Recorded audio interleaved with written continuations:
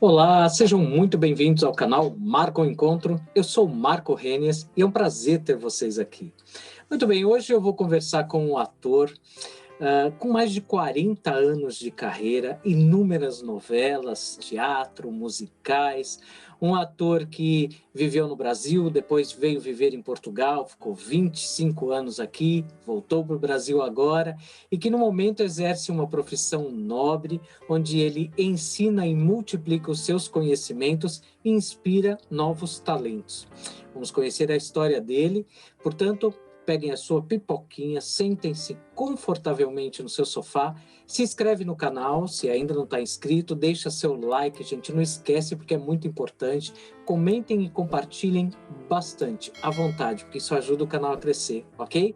Então vamos lá, porque hoje marca o encontro com Thiago Justino. Thiago, seja muito bem-vindo ao canal. Boa tarde, gente. Muito obrigado, Marco, pelo convite, né? Graças a Deus conseguimos, né, efetivá-lo, né? Fico muito honrado também, né, de você ter me chamado, e essas coisas todas que você disse aí de mim não é tudo isso, não. Né? É esforço. Mas muito obrigado. É tudo isso e muito mais, Thiago. Hoje a gente vai descobrir um pouquinho mais de você. E antes de a gente começar a nossa entrevista, eu queria mandar um beijo especial e um agradecimento à nossa querida amiga Alcione Mazeu, que foi quem nos apresentou. Ei! Querida Alcione, um beijo, obrigado por ter a honra de estar recebendo esse grande ator, esse grande homem, Thiago Justino. Muito obrigado. Alcione é uma grande amiga nossa, né, Thiago? É muito incrível. Eu fiz uma série com ela, né? E desde então ficamos assim, né, amigos próximos, né? Muito legal mesmo. É uma pessoa muito generosa, né? Tranquila. Ela é de uma alma incrível, de uma suavidade e de uma doçura, ela é muito bacana. Gente boa. Então vamos lá, Thiago. A primeira pergunta eu faço em função da gente poder depois explorar um pouquinho o tema e quero saber de você mesmo, quem é o Thiago Justino? Ih, caramba! Já estou tentando descobrir, rapaz. Hoje eu estava pensando sobre isso, né? Porque eu tive uma questão com um amigo meu e parece que eu tenho que dizer para ele que assim, eu não sei o que eu sou, mas que assim, ou muito, mas que eu sei que eu sou um cara bom, boa pessoa, né? Na questão da generosidade, da compaixão, isso é uma coisa que eu tenho, e isso acho que é o que eu sou. Percebe? Não consigo estar indiferente às coisas que estão acontecendo ao meu redor, às pessoas, entende? Então, eu acho que eu também fui muito em função, tudo bem, da minha personalidade, né? Que eu sou pisciano, né? Então, o pisciano já tem essa tendência coletiva, assim, né?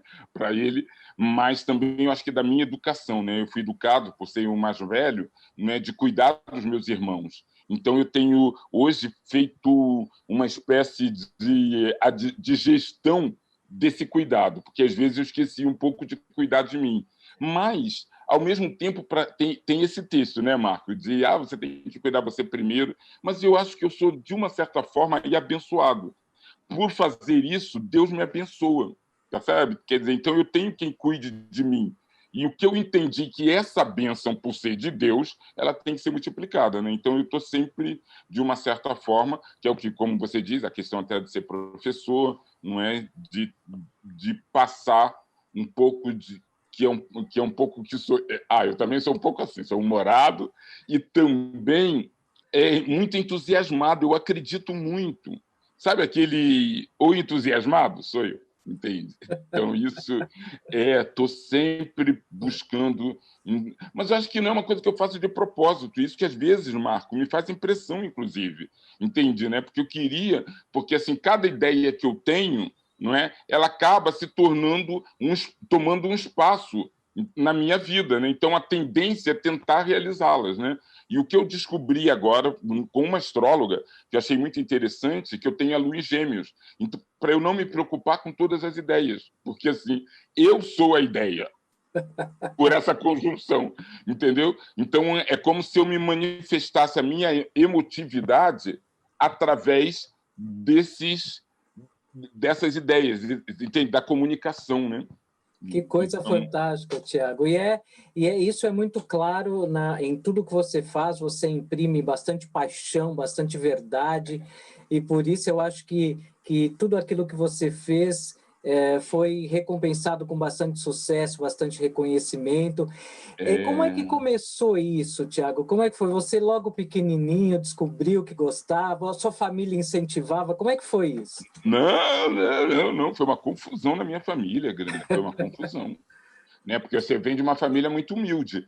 Então, o que que acontece? Sendo mais velho, não é?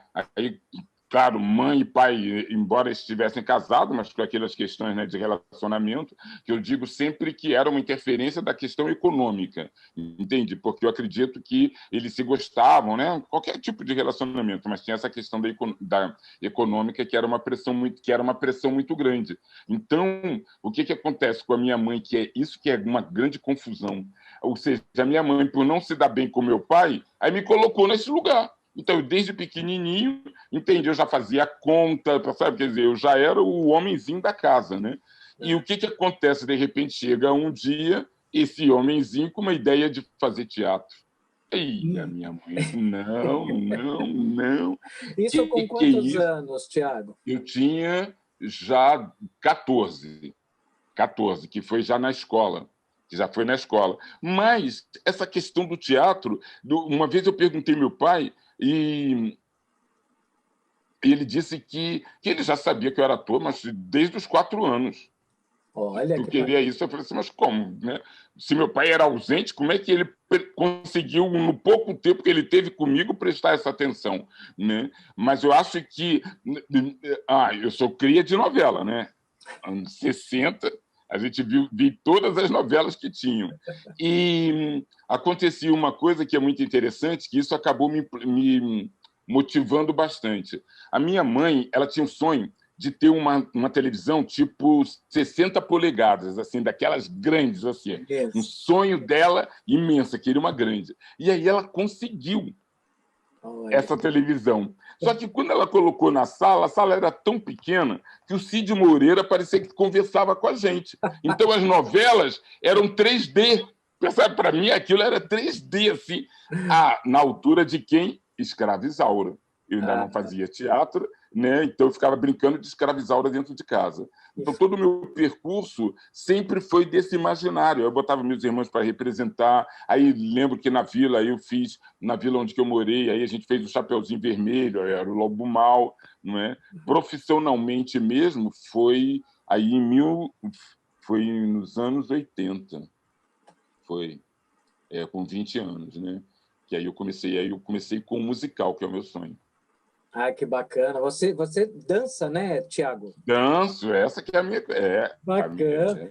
E você estudou dança, ou também fiz. é um talento natural que você tem? Não, não fiz dança. Dança, eu já tenho esse talento natural de gostar de dançar, mas eu fiz dança mesmo. Aí eu fiz dança moderna, fiz clássico. Aí depois, quando eu fui para Portugal, aí eu, na verdade, aí eu fiz composição coreográfica, né, com os ingleses que tiveram lá, com uma inglesa, né, e foi muito interessante, né, porque quando eu descobri a composição coreográfica, aí é o que eu estou esperando preparar, né, que é o teatro dança, né, que aí eu fui estudar nos Estados Unidos também, né, para fazer aula na Broadway, entende, né? Que Porque para mim eu bacana. queria ser bailarino daqueles de musicais, assim, né? Nem tanto cantor, coisa engraçada, né? As pessoas falavam muito da minha voz, mas a minha viagem era mesmo, no fundo, com a dança. Com a dança. Que bacana isso. Bom, as artes, elas se comunicam, né, Tiago? Um Exatamente. bom ator é aquele que investe em todos os expoentes da arte, né? Na dança, no canto, na interpretação, drama, Exatamente. comédia. Não é um ator de uma face só, né? Que bacana É, isso. é. E, Não, era meu sonho. Né? Eu fui estudar por influência da Ruth de Souza, ela que me vendeu, ela que me vendeu os Estados Unidos, né? Assim, em termos de formação. Aí eu fui conseguir fui fazer uma residência artística numa companhia de teatro-dança de mulheres negras, Marco. Percebe? fantástico, porque aí elas não só eu tive toda essa questão do empoderamento, sobre a questão do racismo, mas também pela visão das mulheres. E uma questão também muito interessante foi a questão da produção, porque mesmo nos Estados Unidos, essa companhia tinha problemas de não ter apoios, entendeu? Como aqui. Né? Então, ela desenvolveu um trabalho muito interessante, que é a metodologia que eu uso de formação, que ela ia dar aula, né? A coreógrafa, né? A Jayle, ela ia dar aula nos Estados Unidos todos. Né? E aí, o que ela fazia? Ela criava as coreografias dela, já que ela não tinha dinheiro para criar com a companhia, ela criava na formação. Levava registrado essa coreografia, aí num dia ela passava para as bailarinas dela, entendeu? Então, quer dizer, ao invés de sair... E era uma coisa muito interessante, e isso eu tenho adotado ultimamente em termos de trabalho, porque o que eu entendi? Os atores, hoje em dia, eles tornaram esse trabalho uma profissão, percebe? Então, está tudo muito imediato. O cara ele é um profissional, ele quer chegar lá, que você diga o que ele tem que fazer, ele faz, entende? Acaba aquilo, depois ele vai embora para a família dele, percebeu? Ou seja, muitos não têm nem envolvimento com aquilo que estão fazendo, eles são meros profissionais. E aí eu tenho pensado, às vezes, sobre isso, né? Porque isso eu entendi, eles são entertainer, né? Porque muitos fazem televisão, né? Então, nos intervalos da propaganda, entende? Então, eles fazem, né, um entretenimento que é novela, percebeu? E você acha que essa é uma diferença entre os artistas no Brasil e os artistas nos Estados Unidos? Com certeza. E você acha que isso é bom ou ruim, Tiago? Você acha que é ruim, porque a situação política que a gente está vivendo é por falta de artistas. Percebeu? Ou seja, o povo, quando eu voltei, entendi, nada que acontecia no teatro refletia o país que a gente vivia. Entendi? Então eu ia, né, na Zona Sul, que é onde estava se fazendo teatro, e aí eu comecei a reparar que lá estava se fazendo um teatro de classe média, né? De relacionamento, de discussão de relacionamento, quer dizer, um país se queimando, né? Já estavam os ônibus quebrando aquelas coisas todas, e aqueles artistas estavam preocupados com os próprios umbigos deles. Quer dizer, não tinha nada que o povo pudesse sair da rua e ir no teatro e ver, entende? E não é se rever no teatro, é ver as questões dele contemporâneas refletidas ali. Não é? Então, eu lembro que em Portugal, o meu sogro, né, era um ator de comédia muito famoso, assim, o Raul Solnado. E aí eu aprendi muito com ele nas conversas que eu tinha com ele, né, quando ele estava lá em casa. E aconteceu uma coisa que eu achei muito interessante. A revista era, na altura, enchia. Aquilo lotava. Por quê? Criticava o governo, principalmente na época da ditadura lá também, entende? Então, o povo, quando chegava naquele momento, entende? Eles iam, porque era uma revista, né? Não era televisão, não era o Jornal Nacional. Então, ali passavam em revista as questões todas que eles estavam vivendo como país, né? Então, por exemplo, eu vivi em Moçambique também. Lá é muito interessante. Então, eu vi uma peça que eles iam, sabe, Marco, todos... Eles voltavam a ver aquelas peças 10 vezes. Sabe para quê? Porque eles gozavam no momento que o personagem principal, né, que criticava o governo, o poder, chegava e dizia "Suca!".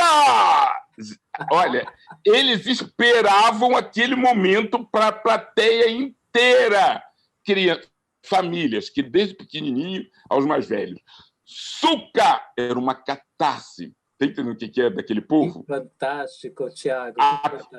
Aqui não tem, entende? Né? Então, o que acontece? Né? Virou uma coisa e temos responsabilidade. Isso eu estou cobrando mesmo dos meus amigos artistas, sabe? Quer dizer, né? Porque assim, é que virou com essa história. A gente vive uma vida muito difícil, o povo temos que rir para poder vender que o humor, percebe? É o que salva. Não é. Percebe? Tem um momento que a gente tem que ser crítico. Aí viramos um país de hienas, entendeu? Ou seja, estava uma merda, a gente rindo da nossa situação e vivendo daquela maneira. E quem estava nos fazendo rir?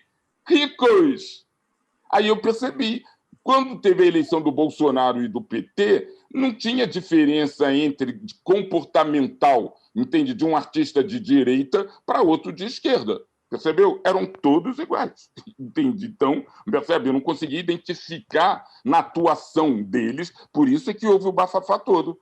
Entende? Porque se você já é de esquerda e direita, a gente sabe pela tua atuação, pelos filmes que você faz, pelos teus posicionamentos. O que aconteceu é que, como a gente só ouve artistas nos programas da Globo, percebe? No Jornal da Globo, então virou, entendi, uma entourage, né? Teve uma atriz que disse: eu sou feliz, eu tenho um marido bonito, entende? Uma casa boa. Olha só, a felicidade dessa senhora. Entende o que é? Ou seja, um marido bonito, ainda teve essa cachimônia, sabe? Quer dizer, né? De ostentar o marido, né? Entende? E só que é uma estrela.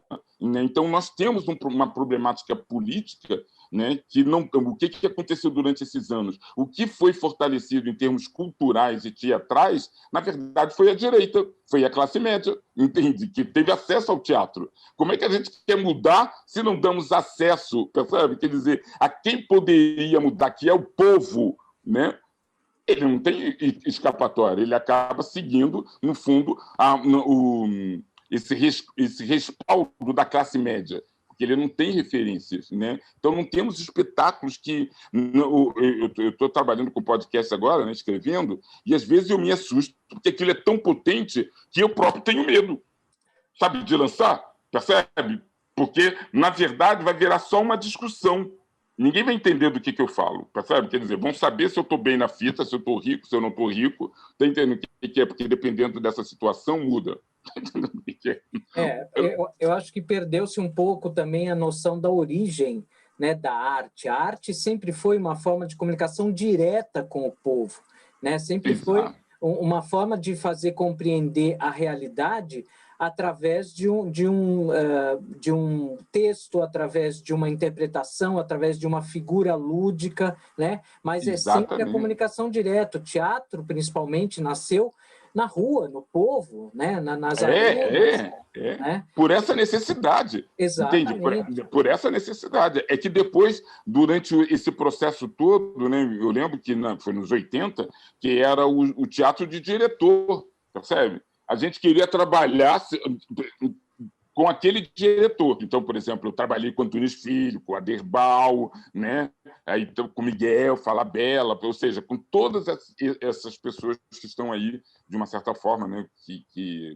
Principalmente o Aderbal também, eu gosto muito, porque ele, na verdade, criou uma linguagem que influenciou a geração do teatro. E aí o que eu achei mais louco, peraí, mas nós estávamos com o Aderbal, então nós também somos co-criadores dessa linguagem. E sabe o que nós viramos? Todos os atores daquele grupo? Atores de participação em novela. Percebeu? Atores de participação, nós não somos atores de novela. Ninguém sabe meu nome na novela das 6. Aí nós participamos com uma herança, entende? De linguagem, de bagagem, que nós não conseguimos fazer sem a figura do diretor, entende? Né? Então, eu percebi bem como foi essa migração do teatro, né? Porque a Fernanda Montenegro passou um dia umas entrevistas que ela diz assim: mas o que aconteceu? Antigamente os teatros eram tão cheios, entende? E agora estão as moscas. Eu não sei, a Fernanda Montenegro não sabe. Desculpe. Mas eu acho que ela não sabe mesmo. Entende que é? Porque ela não precisa mais saber. Entende? É uma pergunta que ela está ali, mas ela já não precisa mais saber. Né? Ou seja, é que a gente vivia de grupo. Né? Aí, a Globo, antes, as novelas eram fechadas. Entendeu? Então, você era ator de teatro, você nunca ia fazer novela, porque já tinha aquele grupo das novelas que eram fechadas. Aí, o que aconteceu? As novelas começaram a abrir. Aí, eu que estava fazendo teatro, era chamado para fazer uma participação. Ia lá, ganhava R$2.000. Percebeu? Quando aqui eu não ganhava nada, mas eu não sabia que tinha R$2.000 para ganhar. Entende o que é? Aí a gente se virava, né? Aí, sabendo que agora tem 2.000 lá, o que você torce? Claro. Que tenha outro 2.000, né? Que tenha mais. Aí a gente já não queria ficar fazendo teatro sem dinheiro, né? Porque a gente sabia que tinha 2000. Aí começamos a ir para o teatro, para a televisão. Acabou o teatro de grupo, sacou? Aí as pessoas que começaram a fazer teatro, ficaram famosas na televisão, voltaram para fazer teatro. Mas aí, como elas eram atores de televisão, elas tinham que ser pagas. Você viu? Aí o teatro tinha que arranjar dinheiro para pagar aos atores de televisão. Aí o que acontecia? Só que esses atores de televisão que ganhavam esse dinheiro, entende? Não eram bons atores de teatro e nem sabiam fazer teatro. Levavam a televisão para o teatro, entende? Começou a ficar caro para o povo ficar vendo essa linguagem que ainda não tem nome, que é televisão no teatro, que não é o teatro, percebeu? É que ainda não demos nome para isso, entendeu? Ou seja, eu já vi peças aqui que as pessoas, os atores não suavam, Marco. Os atores não suavam, entende? Então eles estavam ali numa vitrine. Aí o que aconteceu? Ficou caro. Aí para pagar, olha a doideira da construção. Para pagar esse teatro caro, que não é teatro, se inventou então os editais para pagar esse teatro. Aí as empresas inventaram os editais para pagar esse teatro que não é teatro. Percebeu? Aí começou a confusão. Porque quem fazia teatro passou a viver, ser anônimo, entende? Mas com a qualidade verdadeira do teatro, mas anônimo. Aí perdeu o valor. Aí aquilo que parecia que tinha valor porque era com atores de televisão, não era o teatro. Então nós estamos numa crise, percebeu? Então, nesse momento, agora, quando voltar, né, a gente vai ter que repensar tudo isso, entende? É até uma boa oportunidade, né, Tiago, de recomeçar e tentar fazer a coisa pelo caminho correto, né? Pelo caminho certo. Porque o Brasil, o que aconteceu agora, né? Que eu achei muito interessante. O Brasil veio à tona, entende? Ou seja, não é o racismo, não tem que ser antirracista. A gente tem que ser nacionalista. Se formos mesmo brasileiros, a gente não vai admitir o que está se passando aí. Está entendendo o que é o nosso país? Que negócio é isso? Que palhaçada. Entende, né? E é isso que eu entendi. Eu não posso mais, porque todo mundo fala do Lula, né? Mas eu lembro, né, quando eu comecei, porque eu muito através do Paulo Betti, eu não o conhecia, mas eu tinha visto uma peça com ele, foi a primeira peça de teatro, então eu acompanhava muito o caminho dele nessa questão do PT. Não tinha pretos, sacou? Naquela altura não tinha pretos no PT. E não era o mesmo Lula? Não era o mesmo Lula? Percebeu? Então, por que agora ele virou, entendeu, quase que o presidente dos pretos, com as polícias, sabe, com as políticas públicas? Mentira! Isso tem os interesses, sabe, políticos que estão por trás, não desse presidente, entende? Como se ele tivesse voltado para a gente. Só que o que eu entendi, Marco, que está sendo uma coisa interessante com essa questão? A gente não participou, né? Então, esse país que está aí, que a gente vê, que todo mundo vê que é uma merda, a gente não, né, não foi por causa da gente, não, a gente estava de fora. Percebeu? Ou seja, foi a maior vantagem terem nos excluído, porque agora a gente olha e vê que que esse Brasil, 500 anos, com uma oportunidade que tinha-se para fazer um grande país, incompetentemente não chegaram lá. Percebeu? Então, o meu problema não é de serem racistas, é ser incompetentes, que não dá para viver num país com tanta incompetência, né? Eu estou agora quase que voltando porque é incompetência. Eu vou tomar vacina em Portugal. Percebeu? A sensação que dá, porque já está lá quase na minha idade, já em Portugal. Então, no meu caso, eu tenho essa vantagem, mas porque eu construí também essa vantagem no momento que eu percebi que não dava para ficar aqui. Não é? Porque agora está todo mundo... os artistas estão todos virando negros. São todos negros agora. Entendeu? Os artistas, entendeu? Por causa do antirracismo. Porque agora o antirracismo. Entende? Né? Você acha que está surgindo um poder realmente com relação a essa questão de racismo, que os negros estão fazendo alguma coisa no sentido de, então, vamos ensinar como é que se faz, já que vocês não souberam fazer? Não, isso sou eu que penso. Ah, tá bom, entendi. Essa Tanto é a sua visão. Exatamente, que é contrária aos negros brasileiros. Entendi. Porque para o negro brasileiro, entende, ainda há uma necessidade de reparação, entende, de uma relação de codependência com o branco. Então, nós esperamos que o branco seja bonzinho e se torne uma pessoa legal para a gente conseguir trabalhar e não morrer nas favelas. Está entendendo o que é? É utopia, né? Total.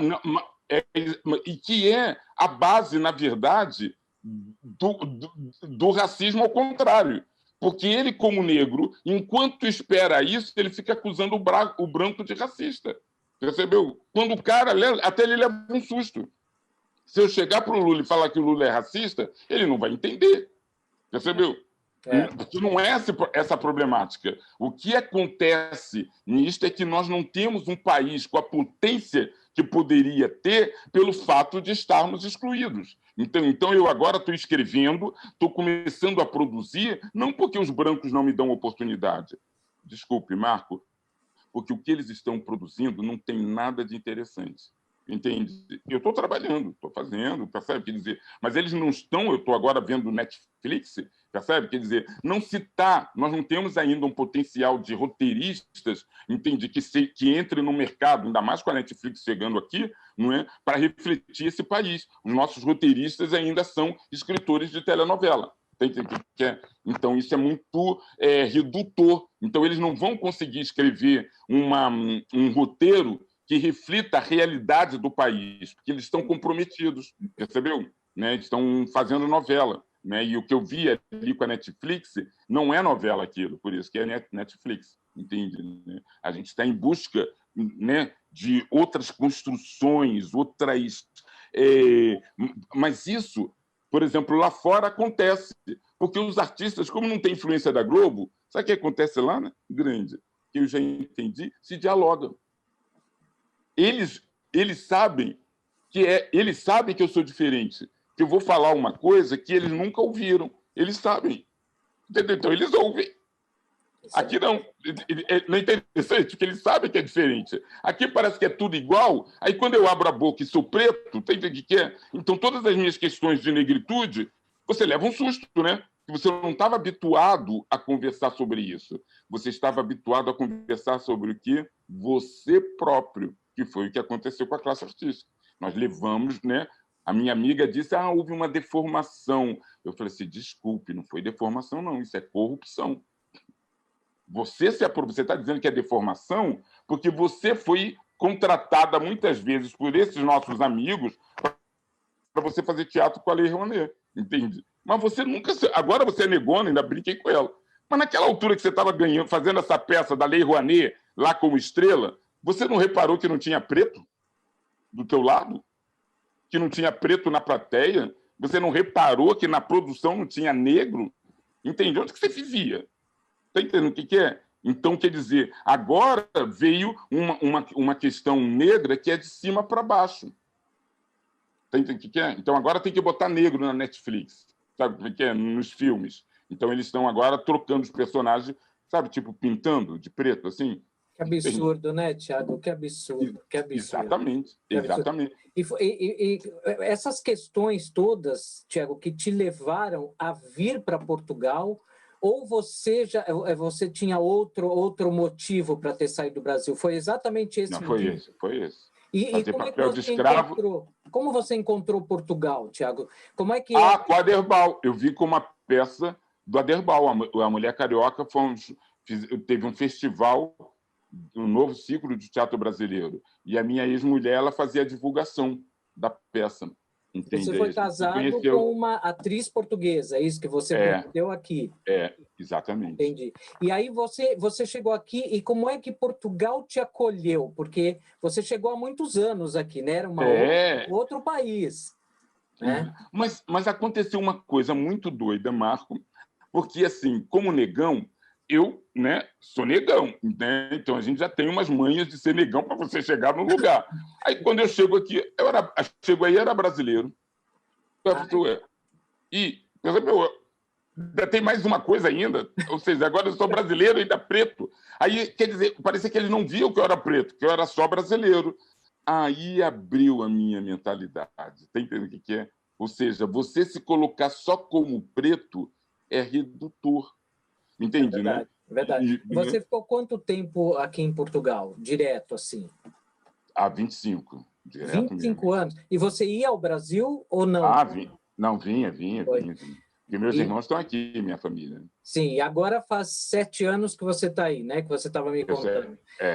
E há uma dificuldade de readaptação, Tiago? Tem. Porque o que acontece? Porque isso eu aprendi agora, né? Porque inclusive com meu filho. Os afetos, O o que seu liga filho as é pessoas produtor musical, é isso, o Gabriel? é o Gabriel.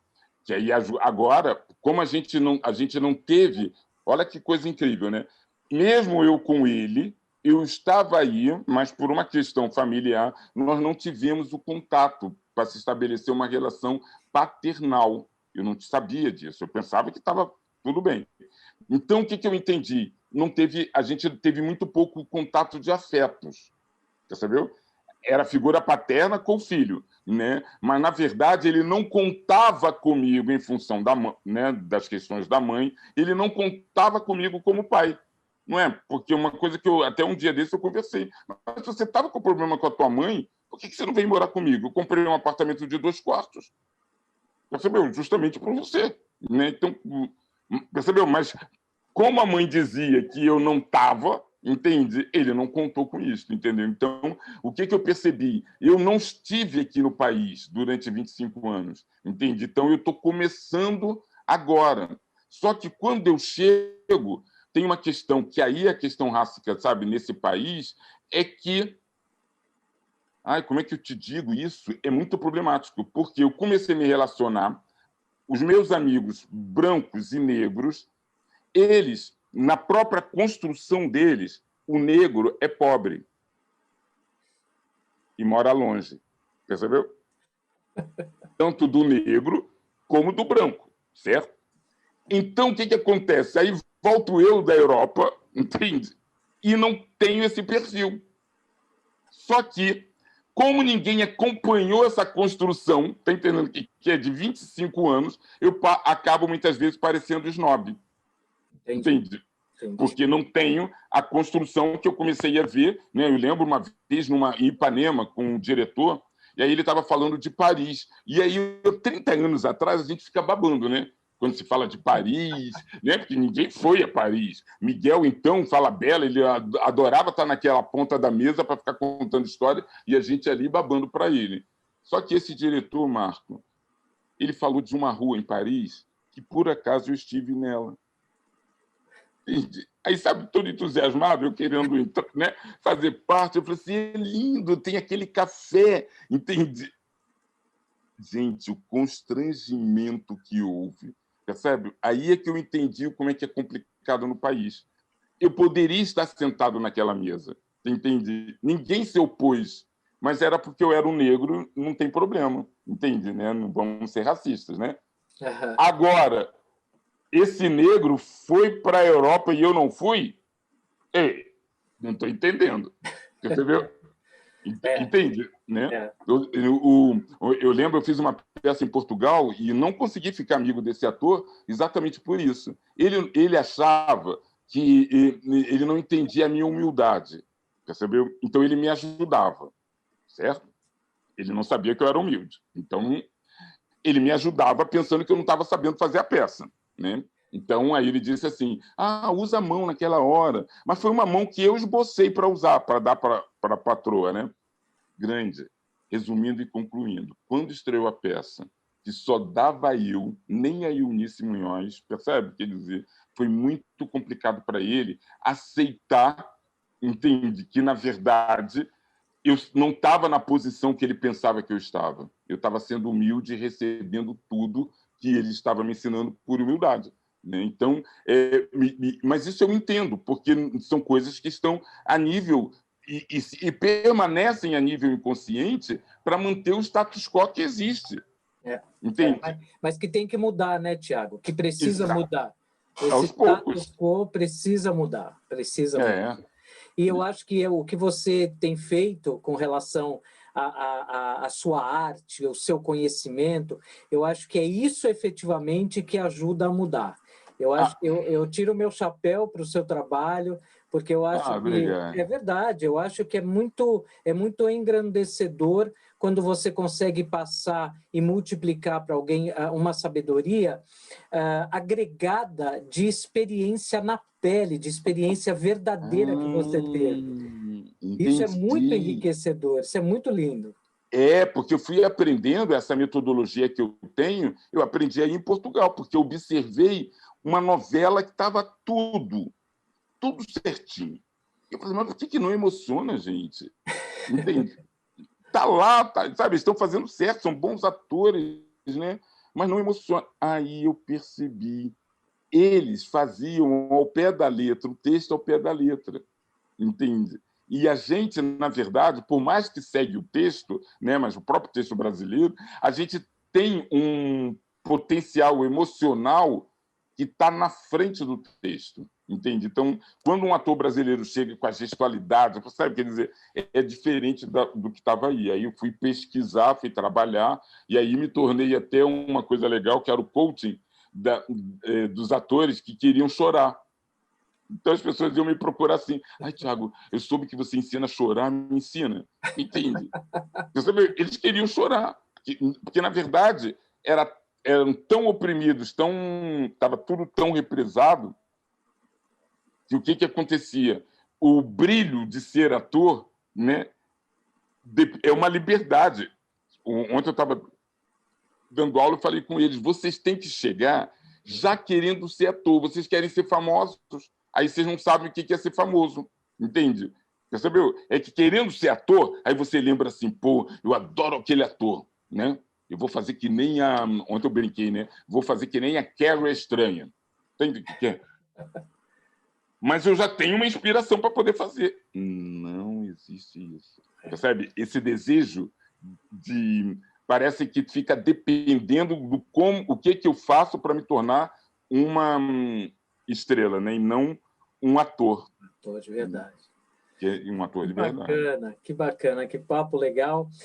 Tiago, e agora sim, projetos? Você está, claro, fora a sua parte de professor, né? Mas você está montando alguma coisa aí no Brasil? Você está preparando? Porque assim, a epidemia vai acabar. Eu sou dos que pensam positivo. Talvez não tão rápido assim, mas vai acabar. Sim. E aí, como é que estão os seus projetos? Não, eu agora, Marco, eu vou te dizer uma coisa que assim que me custou muito e que veio justamente na pandemia. Porque, você acredita, eu passei a pandemia sem nenhum sufoco financeiro. E aquilo me assustou. Não, eu levei um susto. Como é que você passa uma coisa assim e você não... Percebeu? Ou seja, percebi, consegui... Né? Ano passado eu fiz 40 anos de carreira, então o meu filho que me fez me aperceber disso, né? Ele disse assim, pô pai, você está fazendo uma novela, está ganhando bem, por que não faz só isso? Marco, ele viu um susto. Como só faz isso? Ator brasileiro só fazia uma coisa.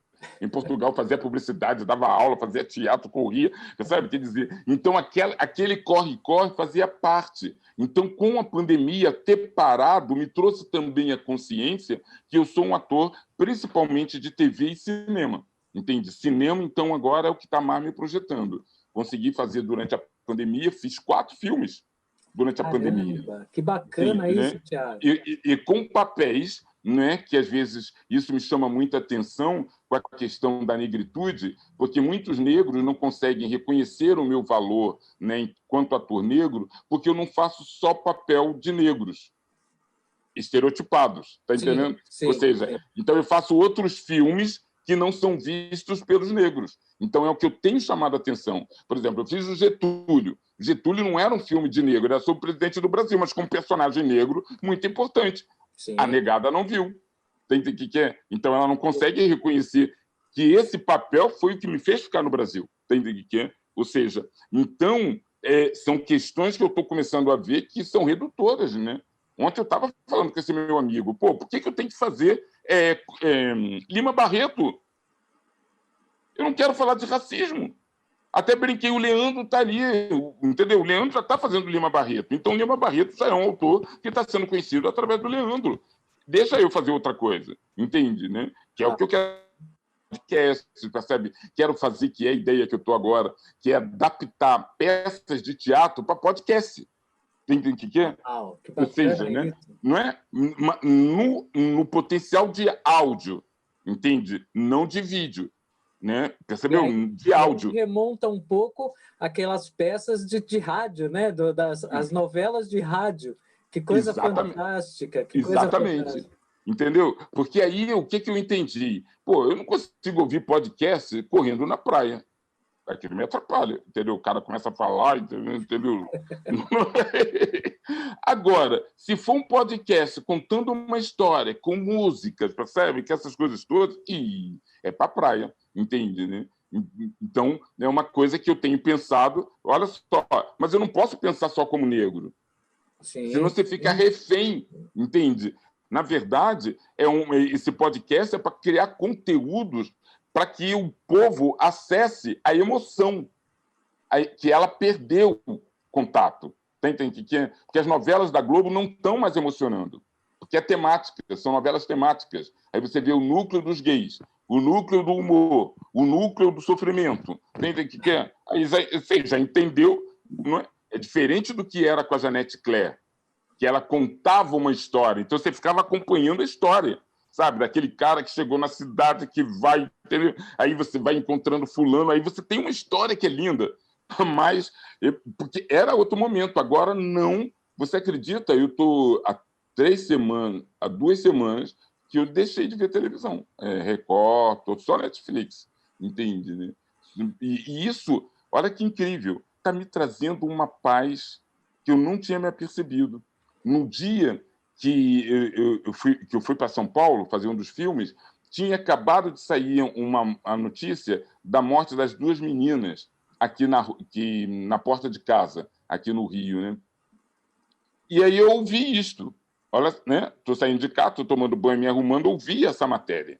Quando eu chego lá embaixo, não é que eu me estressei com o motorista. Caramba! Percebeu? Mas olha só se esse estresse não foi um rabicho, percebe? Claro, foi, do que eu senti, claro. Entendeu? Então... A população é bombardeada com notícias ruins o dia inteiro. Eu também adotei por assim, eu acompanho as coisas essenciais, às vezes pelo jornal, né, ou na internet, mas a TV, para mim, ela continua sendo uma fonte de entretenimento. Eu quero ligar a TV para realmente, sabe, sonhar, ver coisas bem produzidas, bonitas, porque se você ficar seguindo todas as notícias, você enlouquece. Não é? É isso que eu comecei a ver. Eu saí, deu até um mal-entendido que eu saí dos grupos do WhatsApp, mas era sair do grupo, do WhatsApp. Aí no grupo que eu estava da peça, eles acharam que eu saí da peça. Né? Mas tudo bem. Falta muito ainda, muita conversa, né, Tiago? Falta ainda muita compreensão, porque eu acho que as pessoas estão colocando em prioridades algumas questões que nem fazem parte do que está acontecendo hoje com o mundo, né? Eu acho que hoje, se você olhar para o mundo, existem algumas prioridades que você precisa tratar e lidar, como, por exemplo, você mesmo disse, né? Esse monte de gente saindo sem máscara, indo para festas, inconscientes, tentando simplesmente não ver, ou o negacionismo, ou o oposto disso, ou seja, é preciso ainda cuidar muito da prioridade do que está acontecendo hoje. Agora, exatamente. Exatamente. E a gente tem que estar... Mas eu acho que é isso que é confuso, percebe? Porque a manipulação, eu entendi uma vez, eu fiz um trabalho sobre a ditadura, há muitos anos atrás. Quando eu ouvi agora com essa questão de voltar ao AI-5, aquelas coisas todas, as pessoas não entenderam. A ditadura só tirou os tanques da rua. Mas o efeito da ditadura, de a gente já não, entendeu, não querer um país, percebe? Querer um país uníssono, sabe? Ligado, todo mundo junto. Isso era o que a gente conspirava nas esquinas, que a ditadura tirou. Percebeu? Então as pessoas não perceberam que ela ainda continua os seus efeitos, entende? E aí, cada vez mais, a gente está sofrendo isso. E o capitalismo também. O racismo, ele é fruto, ele é uma das membranas, dos tentáculos do capitalismo. Não pode acabar o racismo, porque senão não vai ter mão de obra para ser explorada. Percebeu? Porque o lucro ele é baseado nessas divisões, no machismo, racismo, nessas coisas todas. Então, a gente tem que atacar esta construção e não as pessoas, percebe? No caso de negro, os brancos, que não é o branco, percebe? Senão é que agora ele estaria falando contigo. Percebeu? Mudaram-se os rótulos, mas o conteúdo está lá, né? Exatamente. E essa é a consciência que a gente tem que entender, né? Que é como você falou, como a gente muda o conteúdo, percebe? Porque o que acontece? Senão não se reconhece. A gente fica lutando, tá que nem aquela história de Jesus me salva. Né? Aí teve uma enchente, aí a senhora falou assim, Jesus, vem me salvar. Aí veio um helicóptero, ela não pegou o helicóptero. Aí, daqui a pouco, Jesus, vem me salvar. Ela disse, não, Jesus vai me salvar. Aí, daqui a pouco, veio um barco, entende? Aí ela disse assim, não, não, Jesus vai me salvar. Quer dizer, morreu. Aí, quando chega lá em cima, pô, sacanagem, Jesus. Entende? Fiquei esperando você me salvar. Mas eu te mandei o helicóptero, eu te mandei o barco, você não pegou.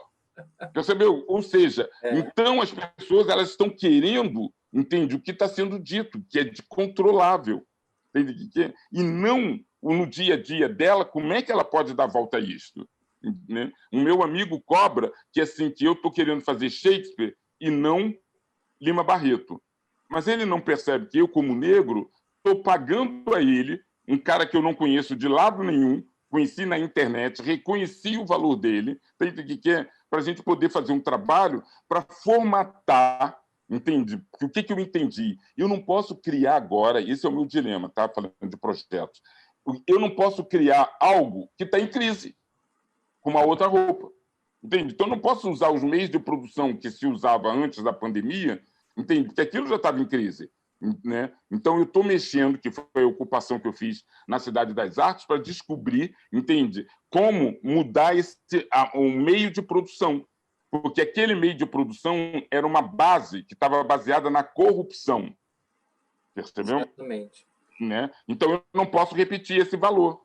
Claro. Então, o que eu fiz? Aquela produtora executiva, eu transformei num projeto social. Ou seja, é um grupo de jovens da comunidade, de 10 jovens da comunidade, que tem uma formação multidisciplinar de produção cultural. Então, todos eles vão aprender a divulgar rede social, produção executiva, Word, vender, sabe? Quer dizer, designer. Mas o que aconteceu? Como esses 10 jovens foram captados ou captados na comunidade, o que eles vão fazer? Quando voltam para a comunidade, eles voltam com esse know-how. Entende? E multiplicam, então, né, também. Exatamente. Porque todo o trabalho, o que eu vim fazer? Eu vim morar no Vidigal para estar na comunidade. Para estar percebeu? Bacana, vivendo. Exatamente, entende? Porque senão eu estou morando lá no Leblon chique, entende? Achando que eles estão mal aqui. Não, eu estou tão mal quanto eles. Aí eu vejo que eu não estou tão mal. Percebeu? Que é isso que eu quero chamar.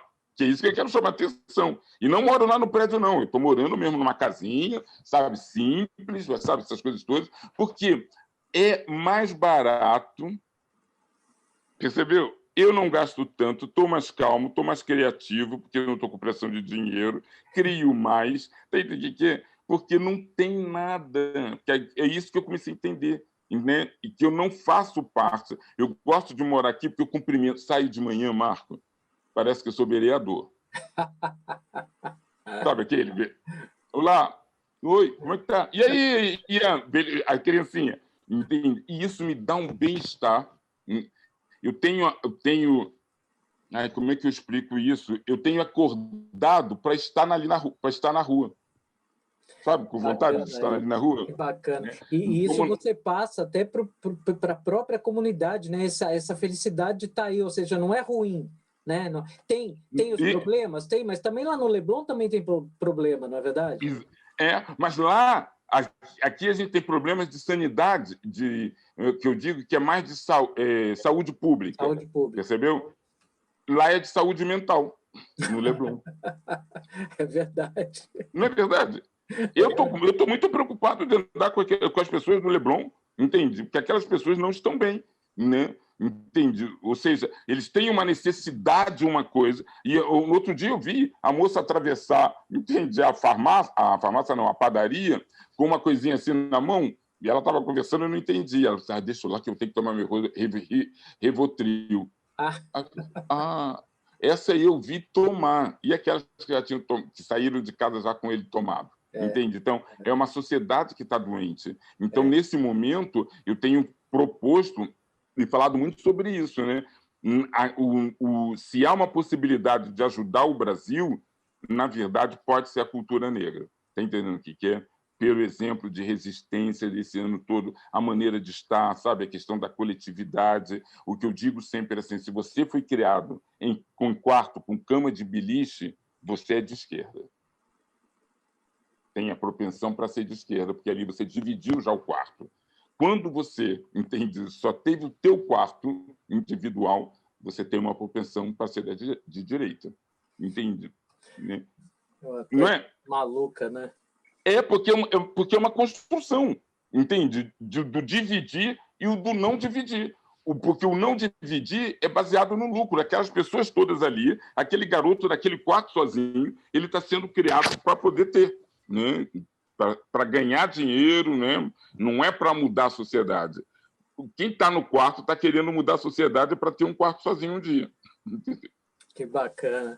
Olha, Tiago, eu fiquei bastante surpreso. Eu acho que tudo que você falou faz muito sentido. Que bom que, como brasileiro, a gente tem alguém como você que dá voz a essas ideias fantásticas e que, na verdade, não é só dar voz, né? Porque você pratica efetivamente, você está fazendo a sua parte na história de uma forma linda, de uma forma verdadeira, e eu só posso tirar meu chapéu para você, te dar Obrigado, né?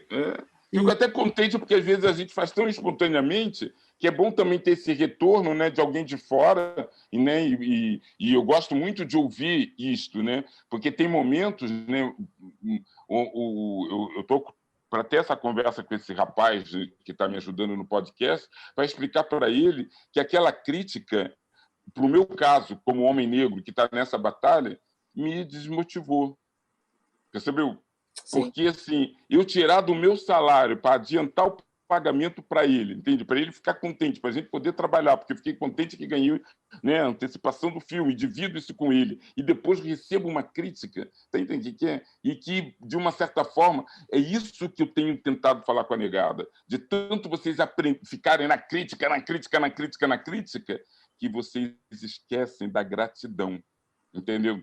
Então, aí eu estou aqui ajudando o cara, entendi, ao invés de ele só agradecer e nem se permanecer nisso, porque eu poderia não estar fazendo esse trabalho com ele. Para eu fazer um podcast, eu não posso pegar essa ideia e bater na porta de qualquer um ali no Leblon e conseguir fazer um podcast? Não, resolvi fazer com ele, dar uma oportunidade, e é difícil, mas aí eu entendo que é difícil reconhecer isso, né, Marco? Como é que um cara bate pela internet, gosta do meu trabalho, quer trabalhar comigo, acredita em mim, tem que é assim, né? É difícil acreditar. Né? Então, eu estou agora numa fase que, como eu estava te respondendo, eu agora tenho uns filmes que interromperam e foram até numa coisa chique, né? Que agora é conciliar as agendas, que não está dando. Tá entendendo o que é? Por causa da pandemia. Mas eu também aceitei isso para mim, entende? Porque eu pensava, eu nem sabia que era possível viver assim, né? Então, eu também como ator, né? Então, eu agora estou vivendo realmente como ator, né? Aquele sonho foi, sabe, realizado, né? Para passar também isso. Que eu não... Mas por quê?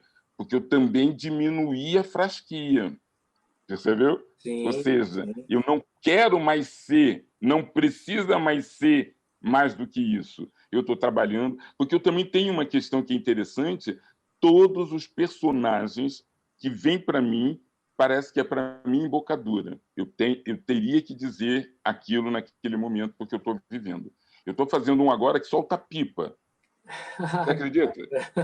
O cara solta pipa. E aqui no Morro, uma das primeiras coisas que me fascinou foi entendeu? As pessoas na laje soltando pipa.